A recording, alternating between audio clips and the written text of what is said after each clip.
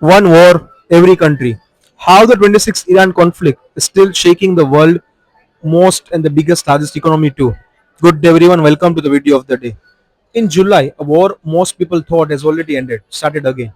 Iran struck three commercial ships for bypassing an approach shipping route, reigniting a conflict that's already reshaped oil price, flights, and economic growth forecast for the entire planet. This isn't old news, it's still happening. Let's break down exactly how one war touched nearly every country and why it refused to actually end. So on February 28, the US and Israel launched a series of airstrikes against Iran.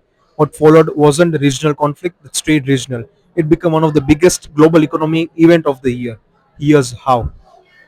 So starting with the spark and the choke point, the US and Israeli strikes targeted Iran nuclear facilities and missile base. Iran responded with large-scale retaliation, striking Israeli territory and US military base across Qatar, UAE, Bahrain, Kuwait, Saudi Arabia, and Jordan, and then announced the closure of Strait of Hormuz, one of the most critical oil shipping routes on the planet. This single move is why regional war became a global economic story. A huge share of the world's oil and gas passed through the narrow strait every single day.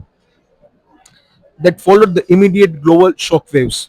The effects were almost instant and touched countries with zero direct involvement in the fighting. Flights in and out of Middle East came to near complete stop. Dubai International Airport, one of the busiest airport on earth, was damaged by drone strikes and had to hold all the flights, only reopening at limited capacity days later, straining travelers from dozens of countries who had nothing to do with the conflict also.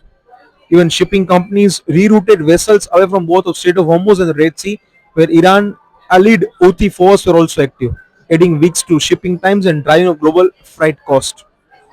Also, that make the push the oil cost higher where full shortage actually started appearing. Now the number behind the global damage. The World Bank estimate this conflict could slow global economic growth to just 2.5% this year, the weakest pace since the COVID pandemic. Brent crude oil is projected to average around $94 a barrel for that year, about 36% higher than last year. Global inflation is expected to climb, partially because of higher energy cost. Developing economies are getting hit hardest with growth expected to slow to 3.6%, a post-pandemic low. And the World Trade Organization warned that if oil and gas prices simply stay elevated the rest of the year, that alone could cut global GDP by another 0.3%. This is the part that surprised people. None of the required more fighting, just the fear of disrupted oil supply was enough to rearrange global growth forecast. But why the effect is still going on live right now? Here's that part of the story. US and the Iran reached a ceasefire on April 7.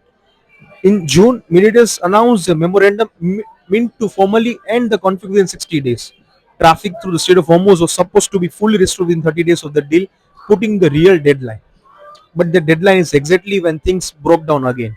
In July, Iran struck three commercial vessels that had bypassed its officially approved shipping route, reigniting the conflict. Mediators thought that has been resolved.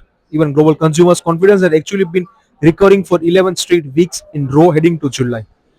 Economists at Oxford Economic describe the rest of this year as a fragile chain of dominoes, where the entire global economy now depends on whether the ceasefire actually walls or break down completely. But you need to look at the bigger picture, and here's the full chain. One set of airstrikes in February closed the shipping choke point.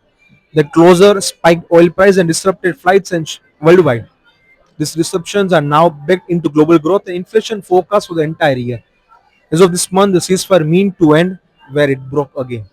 This is a live example of something worth remembering. A war doesn't have to reach your country's border to reach your country's economy too. You need to understand it. Make sure to watch the video. We will be tracking this one because it's genuinely still unfolding. The next 30 to 60 days of the Hormuz traffic will likely decide which direction the entire economy leans for the rest of this year.